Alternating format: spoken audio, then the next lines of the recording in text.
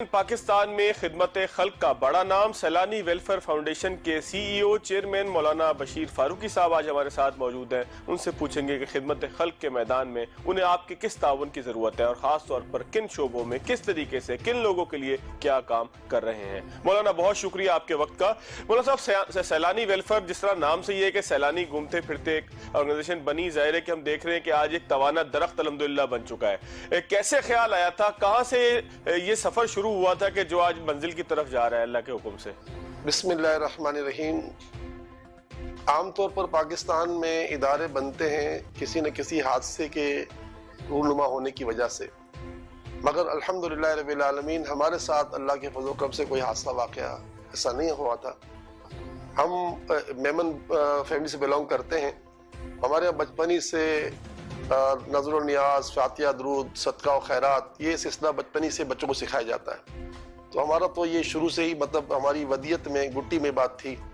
अल्हम्दुलिल्लाह बस उसी नज़रिए से फिर हमें जो दीनी मालूमात से बातें पता चलती रहीं, तो इस पर हमने अल्हम्दुलिल्लाह 2000 नहीं बल्कि 1999 में एक छोटे से बूथ के साथ, एक एम्बुलेंस के साथ हमने इस काम का आगाज़ किया। आज उसका 22वां साल है। अल्हम्दुलिल्लाह हम यहाँ तक अल्लाह ने हमको पहुँचा दिया है कि आज अल्लाह के फजल करम से हमारा जो पिछला बरस गुजरा है 2020, हमसे अल्लाह ने 6 अरब 20 करोड़ का काम करवाया है। और इस साल इंशाअल्लाह हमारी नीयत है कि हम अल्लाह ताला की मदद से, उसके करम से हम 9 अरब तक चले जाएंगे इंशाअल्लाह ताला। अच्छा मौलाना साहब, सैलानी नाम कैसे आपके जहन में आया? क्योंकि और भी बहुत सारे नाम थे। खिदमत खल्क में तो हर बंदा खिदमत को साथ लगा के खल्क की खिदमत करना चाहता है, लेकिन आपके जहन में ये नाम कैसे आया कि सैलानी रखा जाए नाम इसका? क्योंकि नाम में भी बड़ी एक अट्रैक्शन है, बड़ी खूबसूरती है। जी बहुत अच्छा सवाल है और अक्सर लोग पूछते भी हैं और अच्छा सवाल है, इससे मुझे फ़ायदा भी होता है। बात दरअसल ये है कि हम लोग अल्लाह के वलियों के मानने वाले हैं, मज़ारात पर जाकर वहाँ दुआएं मांगने वाले हैं। तो एक बुजुर्ग का नाम। अच्छा मौलाना साहब, अगर आप 20 साल पीछे जाएं तो जब आपने पहले साल दूसरे साल आपने ये काम शुरू किया था, तब आपका कितना बड़ा सेटअप था? आज तो माशाल्लाह आप बता रहे कि 6 अरब रुपए तकरीबन जो है वो आपका साल का टर्नओवर है। शुरू कहाँ से किया था, कितना बड़ा सेटअप था उस वक्त? मुश्किल से 2-4 लाख होगा बस, और क्या। महीने के 2-4 लाख 5 लाख होंगे बस, उससे बड़ा नहीं था। आज तो हमारा जो है ना महीने का 50 करोड़ से ज्यादा बन जाता है ना, क्योंकि 2 करोड़ पर डे हमारा के रोज के अखराज 2 करोड़ कमो बेश पर डे ना। तो हमारा तो पूरे महीने का सेटअप चंद लाख था बस, और दिन ब दिन बढ़ता चला गया, लोगों का एतमाद बढ़ता गया। देखिए बात यह है, सच्ची बात यह है कि इसमें हम यही कहेंगे कि ये सब तुम्हारा करम है, आका के बात अब तक बनी हुई है। ये अल्लाह की जो औलिया है ना, ये दुनिया का निजाम चला रहे हैं। देखिए आप वजीर आजम के घर के बाहर चले जाएं, भूखे मर जाएंगे, आपको कोई रोटी नहीं खिलाएगा। आप दाता साहब के पास लाहौर में चले जाएं, आप 1 महीने तक बेरोजगार हो, आप वहां पर रहें भी, खाएं भी, सोएं भी, गुस्ल भी करें, आपको कोई पूछने वाला नहीं। आप सोचे तो सही कितना बड़ा खुला मतलब ये ऐलान है अल्लाह के वलियों की शान कि आप अगर लाहौर में 1 साल भी बेरोजगार रहे और वहां पड़े रहे तो 1 साल तक आपको कोई टेंशन नहीं है। 1 दिन तो दूर की बात है, आप चले जाए वाले सदर के बाहर, एक दिन खड़े रहे, भूखे मर के आ जाएंगे। है कि मानोगे नहीं मानोगे बात? अच्छा मौलाना साहब, थोड़ा सा दोबारा आपके काम की तरफ आते हैं। मैंने देखा जिन्ना हॉस्पिटल के बाहर कराची के एक बड़ा खूबसूरत शानदार सा एक बूफे है अफ्तार का, उसकी कुछ डिटेल जरा बताइएगा, क्योंकि बड़ा खूबसूरत सा एक सेटअप महसूस हुआ कि एक ऐसे आदमी के लिए कि जिसने कभी जो है वो इतना सारा खाना एक साथ ना देखा, वो बूफे से जो है वो लुत्फ अंदोज हो रहा हो। तो ये ख्याल कैसे आया, क्या इसके पीछे जहन था आपका? देखिए भाई, बात यह है कि कोई इसको रियाकारी न समझे। हकीकत यह है कि मैं अपनी टीम से कहता हूँ कि रसूल अकरम सल्लल्लाहु अलैहि वसल्लम की हदीस पाक है कि मोमिन बंदा उस वक्त बनता है जब उसकी ये कैफियत हो जाती है कि जो अपने लिए पसंद करे, दूसरों के लिए भी वो पसंद करे। यार आप और हम तो न जाने कितने बुफे में शिरकत कर चुके हैं, तो गरीबों को कौन ऐसा खाना पेश करेगा, बुफे करेगा, तो कम से कम उनका भी तो हक बनता है ना। तो हमारी सोच ये बनी जो भी समझ ले आपके सामने कि भाई यार इनको भी तो ये लुत्फ होने का मौका मिल जाए कि अपनी पसंद से जो चीज़ उठा के खाना चाहे तो खा लें। तो बस ये कि एक तस्वर है। देखिए हमारी जो जीत है ना सैलानी की, वो कुरान पाक की ये आयत है, वमन युतिइल्लाह व रसूलहु फ़क़द फ़ाज़ा फ़ौज़न अज़ीमा, कि तुमने अल्लाह और उसके रसूल की बात पर अमल किया तो सारी इज्जतों का तुम्हें मालिक बना दिया जाएगा। आज आप मेरे बारे में अच्छे अल्फाज इस्तेमाल कर रहे हो, दुनिया भी कर रही होगी अच्छे अल्फाज, भाई क्यों कर रही है? ये अल्लाह का फजल है, ये अल्लाह ताला की रहमत है कि मुझे अल्लाह ताला ने अगर तौफीक दे दी है कि मैं अल्लाह ताला की फरमाबरदारी की कोशिश कर रहा हूँ। देखो मैं नेक नहीं हूँ, آپ مجھ سے کم نہیں ہو، میں آپ سے بڑھ کر نہیں ہوں، ہم سب ایک ہی مطلب مرتبے کے لوگ ہیں. لیکن کیا ہے کہ ہم نے کوشش کی کہ ہم اللہ اور اس کے رسول کی نافرمانی سے بچیں، بس بچنے تک ہماری طاقت ہے، اور تو ہماری کوئی طاقت نہیں ہے. اس نے آج عزت کا مالک بنا دیا، عزت کا مالک بنا دیا، اور آپ دیکھ رہے ہیں ماشاءاللہ عزتیں مل گئی الحمدللہ رب العالمین. اچھا آپ دیکھیں سوچیں مولانا کچھ سرگرمیوں کی دوبارہ سے بات کرتے ہیں.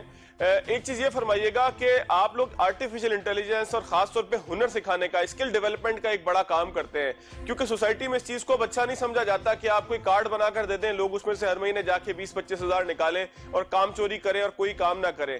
لیکن کسی قوم کو پڑھانا، کسی قوم کے لیے درد رکھنا کہ وہ اسکل سیکھیں، آرٹیفیشل انٹیلیجنس کی بات ہو یا دیگر ہنر سکھانے کی بات ہو، تو کن کن شعبوں میں کیا کیا لوگوں کو سکھانے کی کوشش کر رہے ہیں؟ بڑا اچھا سوال کیا. دیکھیں ہمارے پاکستان میں 200 یونیورسٹی ہیں، اور یہ 200 کی یونیورسٹی میں اکثر یونیورسٹی آئی ٹی پڑھاتی ہیں. لیکن کیا ہے، وہ پڑھاتی ہیں مگر بچے کے ہاتھ میں گویا ہنر نہیں دے رہی ہوتی. جب ہمارے نئی حکومت آئی پی ٹی آئی کی، تو پی ٹی آئی حکومت کے جو صدر ہیں وہ ایک پڑھے لکھے آدمی ڈاکٹر عارف علوی صاحب. انہوں نے بھی دیکھا ہوگا پاکستان میں 200 یونیورسٹیز ہیں، مگر کہیں بھی ایسا نہیں ہو رہا کہ وہ آرٹیفیشل انٹیلیجنس پڑھا رہے ہوں یا بلاک چین پڑھا رہے ہوں یا مطلب کوڈنگ سکھا رہے ہوں تو اس کے بعد بچہ جو فوراً روزگار میں لگ جائے. انہوں نے ہمیں دیکھا کہ سیلانی کے پاس 1.5 سال میں یا 2 سال بچہ پڑھتا ہے، 1 روپیہ اس کو لگتا نہیں ہے، اور وہ پھٹ سے 50,000، لاکھ، 2 لاکھ، 3 لاکھ، 4 لاکھ تک کما رہا ہے. تو الحمدللہ انہوں نے ہمیں آج سے 2.5 سال پہلے انہوں نے ہم سے پارٹنرشپ کی. یہ سب سے بڑا اعزاز ہے کہ ایک کھانا کھلانے والا ادارہ اس سے ملک کا صدر جو ہے پارٹنرشپ کر رہا ہے، اس لیے کہ تم ہمارے بچوں کو پڑھاؤ. تو الحمدللہ آج اللہ کے فضل و کرم سے سیلانی جو ہے وہ تعلیم دے رہا ہے کہ جس کے بعد سیلانی نے یہ اناؤنس کیا کہ ہم انشاءاللہ 10 لاکھ بچوں کو آئی ٹی ڈیولپر بنائیں گے، اور پاکستان کو ہر سال $100 بلین کما کر دیں گے. ہم نے وزیر اعظم پاکستان کے کان میں ایک سے زیادہ مرتبہ بات ڈال دی کہ پاکستان قرض کوئی اتارے یا نہ اتارے، بھیک مانگ کر نہیں اتاریں گے، ہمارے بچے انشاءاللہ پاکستان قرض اتاریں گے. تو یہ ہمارا ایک شعبہ ہے آئی ٹی کا. اس کے علاوہ ہمارا پیدائش سے لے کر موت تک جو انسان کے ہنرمند کے شعبے ہوتے ہیں، چاہے وہ درزی بنانا ہو، چاہے وہ موٹر میکینک بنانا ہو، چاہے وہ مطلب یعنی کہ جنریٹر آپریٹر بنانا ہو، چاہے لفٹ آپریٹر بنانا، یہ سارے کاموں پر ہم برسوں برس سے چلے رہے ہیں. کیونکہ ہمارے نبی صلی اللہ علیہ وسلم کی حدیث پاک ہے کہ جب پیارے آقا نے بدر کا معرکہ ختم کیا تو جتنے مشرکین قیدی تھے نا، ان قیدیوں میں جو پڑھے لکھے تھے، اسلام کے ماننے والوں کو ان کے سامنے ساتھ کر دیا کہ تم ہمارے ماننے والوں کو تم پڑھاؤ. اسی طرح جو ہنرمند تھے ان کو ہنرمند جو ہے مطلب سرکار نے بنوایا. تو یہ ہمارے نبی کی دعوت ہے کہ لوگوں کو پڑھاؤ اور لوگوں کو ہنرمند بناؤ. ہم نے اس کو اپنا لیا ہے. آج ہمارے پاس 1 لاکھ سے زیادہ بچہ الحمدللہ کم و بیش جو پہلی سے لے کر سی اے تک ہمارا الحمدللہ کام ہو چکا ہے. اچھا دیکھیں نا، سی اے کون کرے گا جس کے پاس پیسہ ہوگا، ایم بی اے کون کرے گا جس کا پیسہ ہوگا، اے سی سی کون کرے گا. اب ہمارے پاس کیا ہے کہ اگر وہ آتا ہے کہتا ہے میرے پاس جو نا میرے پاس اتنی گنجائش ہے، جتنی گنجائش ہے بلکہ ہم الحمدللہ اس کو اڈاپٹ کر لیتے ہیں، کر لیں گے. تو اس طرح الحمدللہ یہ کہ پاکستان کوئی تو ادارہ ایسا ہو نا کہ جو اس طرح کا کام، ہاں ادارے ایسے ہیں کر رہے ہیں، لیکن جتنا بڑا مطلب ماس لیول پر سیلانی کام کر رہا ہے نا، ایسا اس وقت پاکستان کوئی بھی ادارہ نہیں ہے. چلیں مولانا صاحب میں ایک بریک لیتا ہوں، بریک کے بعد دوبارہ آپ کی طرف آتا ہوں. اور خاص طور پر میں نے آپ سے پوچھنا یہ ہے کہ حکومت پاکستان کا جو احساس پروگرام ہے وہ کس طریقے سے سیلانی کے ساتھ مل کر رہے ہیں، اور آپ کے ذمے کیا کام ہے، کس طریقے سے آپ نے حکومت کو ایک ویژن دیا کہ ایک عام آدمی تک، ایک غریب آدمی تک، ایک ضرورت مند آدمی تک کھانا پہنچایا جائے، اس کے پیٹ میں ایک لقمہ پہنچایا جائے. ایک بریک لیتے ہیں، بریک کے بعد دوبارہ مولانا صاحب کی طرف. بریک کے بعد ایک مرتبہ پھر خوش آمدید. سیلانی ویلفیئر فاؤنڈیشن کے سی ای او چیئرمین مولانا بشیر فاروقی ہمارے ساتھ موجود ہیں، ان سے بات ہو رہی ہے. مولانا، احساس پروگرام جو حکومت پاکستان کا ہے اس میں کس طریقے سے آپ لوگ پارٹنر ہیں، کیا چیز کر رہے ہیں؟ ایک تو ویژن تو ظاہر ہے کہ حکومت نے اڈاپٹ کیا کہ کس طریقے سے غریب آدمی تک، ایک عام آدمی تک، ایک ضرورت مند تک کھانا پہنچایا جائے، لیکن اس میں آپ لوگوں کا کیا پارٹ ہے؟ پہلے تو یہ بات واضح کر دوں کہ جو کھانا لوگ کھاتے ہیں نا، بعض اوقات لوگ سمجھتے ہیں کہ یہ کھانا کھلانا، بلکہ لوگ تو کہتے ہیں آپ نے ایتھوپیا بنا دیا، لوگوں کو کھانے پہ لگا دیا. یاد رکھیے گا کھانا کھانے والے 80-90% وہ لوگ ہیں جو برسر روزگار ہیں. کیونکہ آپ اپنے ہی اس ادارے میں دیکھ لو کہ آپ کے پاس جو گارڈ ہے وہ کام کر رہا ہے، اس کی تنخواہ کتنی 18,000 ہوگی، بتا بہت زیادہ 18,000 ہوگی. تو وہ 18,000 کی تنخواہ والا آدمی 6 بچوں کا باپ ہے، کرائے کے مکان رہتا ہے، اور آپ کا دفتر صدر میں اور آتا رہتا ہے لانڈی میں. تو وہاں سے آتا ہے تو اس کا کتنا خرچہ لگ جاتا ہے. تو ایسے لوگ ہمارے پاس کھانا کھاتے ہیں یہ اور اس طرح وہ اپنے 100-150 بچا لیتے ہیں. نتیجتاً الحمدللہ رب العالمین وہ 100-150 روپے اپنے گھر میں کسی اور کام میں لے لیتے ہیں. تو یہ سوچ ہونی کہ بھائی یہ آپ بڑا غلط کام کر رہے ہو, لوگوں کو کھانا کھلا رہے ہو. ہم وہ کام نہیں کر رہے کہ قوم کو خراب کرے, قوم کو بنا رہے ہیں. اچھا اب سوال آیا یہ کہ احساس, تو احساس کے جو 3 شعبے بڑے ہیں. ایک تو لنگر کھانے پورے کے پورے سیلانی نے اڈاپٹ کیے ہوئے, 1 روپیہ بھی احساس کا اس میں نہیں لگ رہا, 1 کوڑی پیسہ بھی احساس کے. ہمارے لاکھوں کروڑوں اربوں روپے لگ جائیں, ان کا 1 روپیہ نہیں لگتا. وہ الحمدللہ رب العالمین پورا ہم نے.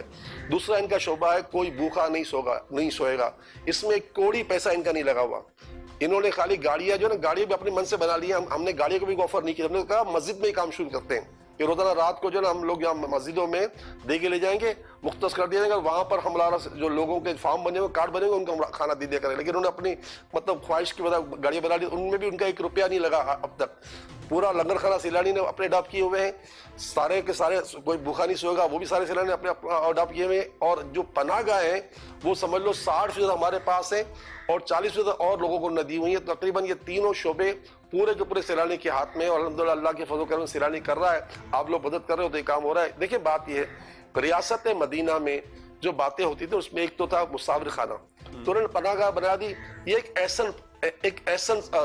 مطلب یہ احسن وہ ہے قدم ہے, ٹھیک ہے, اس کی حوصلہ شکنی کرنے والے کرتے ہوں, لیکن حقیقت میں یہ ہونا چاہیے تھا. کھانا کھلانا یہ حضرت عمر رضی اللہ تعالیٰ عنہ کی سنت ہے. جب مدینے میں قحط آیا تھا تو حضرت عمر رضی اللہ تعالیٰ عنہ نے 60,000 آدمی کا ایک دن کھانا کھلایا, 60,000 آدمی کا. تو اگر ریاست اگر یہ کام کرتی ہے تو کوئی عقل سے ماورا کام نہیں کر رہی عقل کے اندر. لیکن اس کو فائدہ یہ ہوا, دیکھیں جب میں لاسٹ سی ایم کے پاس گیا تھا, سی ایم پنجاب کے پاس جو پچھلے سی ایم تھے, تو میں نے ان سے کہا تھا کہ آپ نے روٹی پلاٹ کیوں بند کر دیا؟ تو انہوں نے کہا بڑا میگا کرپشن تھا. تو مقصد کہنے کا اگر کھانا سیلانے یہ اگر پی ٹی آئی کھانا کھلانے جائے گی نا تو ان کے کپڑے اتر جائیں گے, اتنا ان کا کرپشن ہو جائے گا.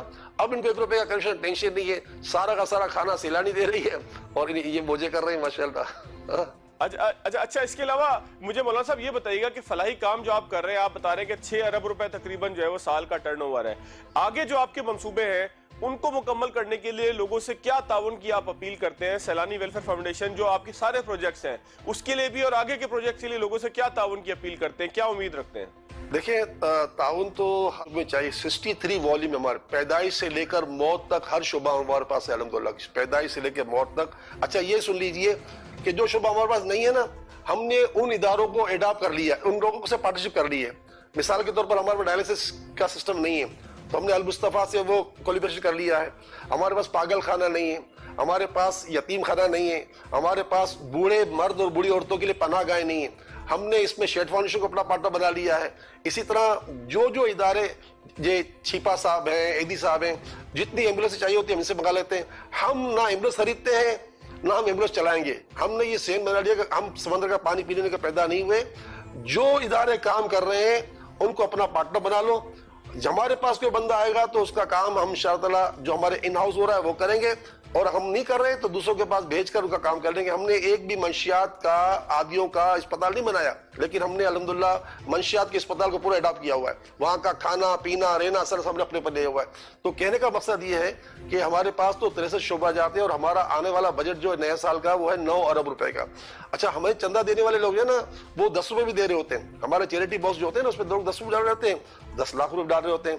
ہمارا اگلا جو سب سے بڑا پروگرام ہے وہ ہے مائکرو فائنانس کا. ہم اب ماشاءاللہ لوگوں کو, ویسے تو ہم 5 لاکھ تک لوگوں کو قرض دیتے ہیں, لیکن ہم اس میں اور بھی مطلب یعنی کہ آگے جانا چاہتے ہیں کہ کسی کو 20,000 دینے کے بجائے 50,000 دے دی جائیں, 50,000 کی جگہ لاکھ دے دی جائیں, اور ہم لوگوں کو روزگار پہ لگائیں, کیونکہ روزگار پہ لگانا یہ خود رسول پاک صلی اللہ علیہ وسلم کی سنت ہے. انٹرپرینیور بنانا پاکستان کے لیے انٹرپرینیور ہونا بہت ضروری ہے. اگر ہمارے بچے ملازمتیں ڈھونڈتے رہے تو یہ ہمارا ملک آگے نہیں بڑھے گا. ہمارے بچے انٹرپرینیور بنیں گے تو کام انشاءاللہ بنے گا. اچھا مولانا, یہ تمام جو پروجیکٹس ہیں آپ نے بتایا اتنی بڑی ایک خطیر رقم ہے, لوگ ظاہر ہے کہ آپ پہ اعتماد کرتے ہیں, اور اس اعتماد کا ایک طریقہ یہ بھی ہوتا ہے کہ آپ شفافیت رکھیں, تمام چیزوں کو جو ہے وہ لوگوں کے سامنے پیش کریں سال ختم ہونے پہ. تو شفافیت کا کیا طریقہ کار ہے؟ آڈٹ کرواتے ہیں, کس طریقے سے کرواتے ہیں, اس کا کیا طریقہ کار ہے تاکہ اطمینان ایک ہو سکے ڈونر کو؟ الحمدللہ انٹرنل آڈیٹر تو ہمارے پاس موجود ہیں ان ہاؤس, اور ہم چارٹر اکاؤنٹنٹ کمپنیوں سے آڈٹ کرواتے ہیں, اور الحمدللہ ہماری ویب سائٹ پر آپ کو اللہ تعالیٰ کی رحمت سے اس کی رپورٹ مل جائے گی. ہمارا ہر چیز ہماری ٹرانسپیرنسی ہے, ہمارا سارا تخمینہ ایف بی آر میں جاتا ہے. ہم کوئی ڈبل رسید نہیں بناتے, ہمارے یہاں کوئی کچے کھاتے نہیں ہیں, ایک ہی کھاتا ہے.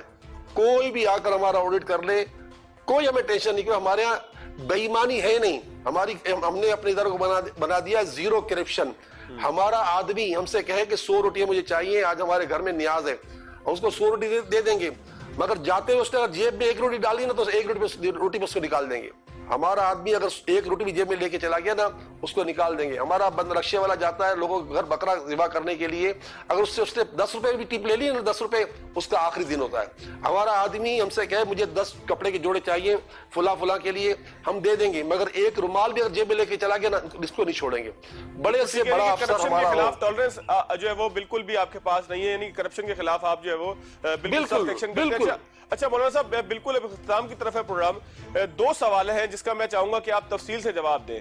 ایک سوال یہ کہ کرونا کی وبا کے دوران کس طریقے سے آپ نے لوگوں کی مدد کی, کس طریقے سے لوگوں کی خدمت کی. اس کے ساتھ ساتھ اس کا اختتام کچھ یوں کیجئے گا کہ نبی مہربان صلی اللہ علیہ وسلم وہ وبا کے زمانے میں, خاص طور پر وبا کے حوالے سے ایک مسلمان سے, کیونکہ پاکستان میں وبا کا ایک مرتبہ پھر زور ہے, میں چاہوں گا کہ آپ ایک پبلک سروس میسج ضرور دیں کہ لوگ وبا میں نبی مہربان صلی اللہ علیہ وسلم کی تعلیمات کو سامنے رکھتے ہوئے کس طریقے سے زندگی گزاریں خاص طور پر, اور کس طریقے سے احتیاط کریں. اگر نبی مہربان صلی اللہ علیہ وسلم نے یہ بتایا کہ جو ہے وہ لوگوں کو احتیاط کرنی چاہیے اور اپنی زندگی کی حفاظت کرنی چاہیے, تو اس کا ایک پورا ایک مجموعی طور پر میں آپ سے چاہوں گا کہ 4-5 منٹ کے اندر اگر آپ ایک خلاصہ کر دیں. پروگرام کا اختتامی سوال ہے.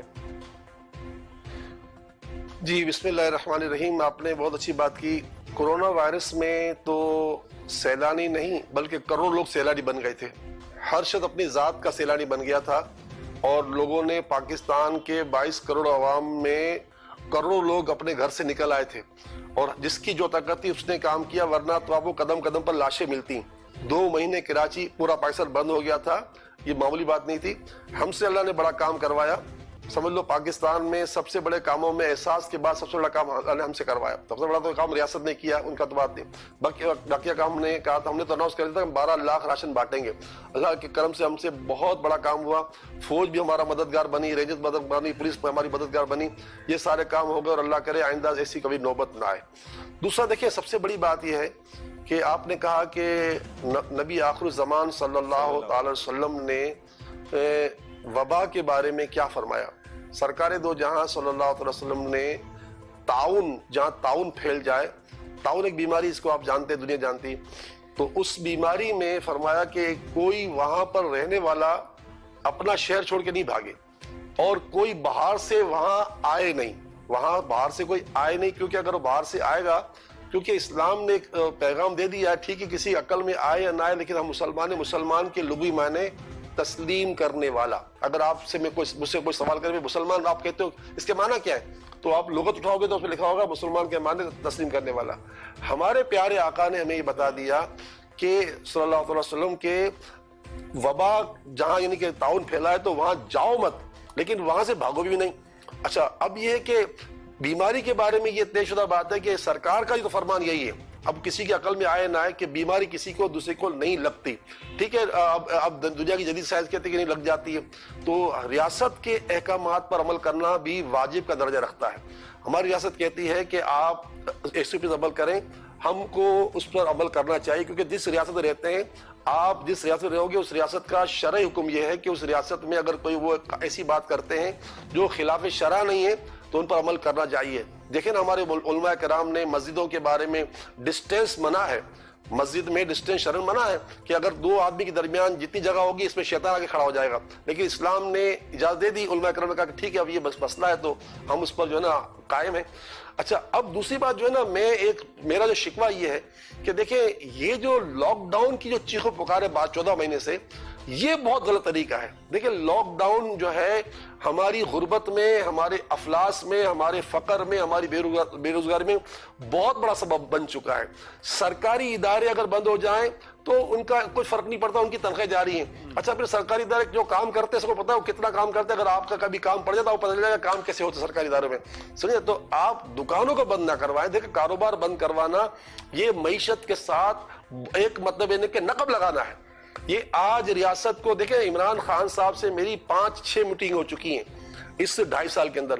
میں عمران خان صاحب سے گویا ایک طرح سے لڑا ہوں، جھگڑا میں نے کیا کہ آپ یہ کیا کر رہے ہیں. انہوں نے وہ بھی مجبور محض ہو چکے ہیں کیونکہ یہ 18ویں ترمیم نے صوبوں کو اپنے ذات میں مالک بنا دیا ہے، تو بعد اوقات ان کی چلتی نہیں ہے. لیکن ابھی میں نے پرسوں ترسوں بھی عمران خان کو ایک میسج بھیجا تھا کہ میں جناب اعلیٰ آپ یہ سوچ لو کہ رسول اکرم صلی اللہ علیہ وسلم فرماتے ہیں مومن کا رمضان رزق بڑھا دیا جاتا ہے، خدا را ہمارے رزق کو بند مت کریں. اور پھر میں نے ان کو یہ بات بھی کہی کہ پاکستان وہ خوش نصیب ملک ہے جہاں تقریباً رمضان میں 1 کروڑ سے زیادہ ختم قرآن ہوتے ہیں. 1 کروڑ سے زیادہ ختم قرآن ہوتے ہیں. اور ختم قرآن وہ چیز ہوتی ہے کہ جب ختم قرآن ہوتا ہے تو دعائیں قبول ہونے کے لیے فرشتے آتے ہیں. تو بھائی آپ کے پاکستان کو 14 مہینے کچھ بھی نہیں ہوا. دنیا میں سب سے کم نقصان پاکستان کو ہوا ہے کورونا کا، تو ابھی بھی نقصان نہیں ہوگا. بس خالی ہمارے لوگ چیخ پکار بند کر دیں. میرا یہ 1,00,000 مرتبہ اللہ تعالیٰ کی بار پر بھروسہ ہے کہ پاکستان میں کچھ نہیں ہوگا. اگر 6 افراد کل بیچارے دنیا سے چلے گئے کراچی پاکستان سندھ میں، تو پورے سندھ میں افراد کتنے ہیں؟ اب سوچو صحیح، 6 افراد کل ہمارے پاکستان سے چلے گئے. اب آپ نے سندھ کے سارے دروازے بند کرنا شروع کر دیے. آپ کہتے ہیں لاجسٹک بند کر دو، پنجاب سے لوگ سندھ میں گاڑیاں نہ جائیں. تو بھائی یہ نظام نہیں چلے گا. بھائی آپ کورونا کے ساتھ جینا سیکھو. حکمرانوں، سیاستدانوں، بیوروکریٹسوں، سنو، خدا را کورونا کے ساتھ جینا سیکھو. کورونا کی وجہ سے اپنے نظام کو بالکل تباہ و برباد ہونے مت دو. اگر یہ ایسا کرو گے تو نہ جانے اور کیا قیامت ہو جائے گی. یہ ریاست کا قول سن لیجئے کہ پاکستان میں 10 کروڑ عوام ایسے ہو گئے ہیں کہ جو اپنی حاجت کے لیے کسی اور کو دیکھ رہے ہیں. تو جب ایسے حالت ہو جائیں گے تو خدا را اس کا بعد انجام کیا ہوگا؟ صاف ستھری بات ہے، جب آپ کو کھانا نہیں ملے گا تو آپ ڈکیتے مارو گے، قتل کرو گے، تو ایک نظام بالکل لا اینڈ آرڈر ہاتھ سے نکل جائے گا. مگر پتہ نہیں ان کو کیا ہو گیا. ہمارے بڑے بڑوں کو جن کے پاس ریاستیں ہیں ان کی عقل میں باتیں نہیں آتی. میں بالکل لاک ڈاؤن کا 1000 مرتبہ مخالف ہوں اور SOP کا 1000 مرتبہ حامی ہوں. بہت شکریہ مولانا صاحب. بالکل پروگرام کا وقت ختم ہو رہا ہے. یہاں پہ پروگرام کا اختتام آپ کی اسی بات سے کریں گے کہ SOPs کو کا اہتمام کیجئے. یہی نبی پاک مہربان صلی اللہ علیہ وسلم نے بتایا کہ ریاست کو کس طریقے سے جو ہے وہ فالو کرنا ہے، اس کے کیے ہوئے کہے ہوئے جائز کام کو کس طریقے سے فالو کرنا ہے. آج کے پروگرام سے اتنا ہی. اگلے پروگرام تک یاد دیجیے. اللہ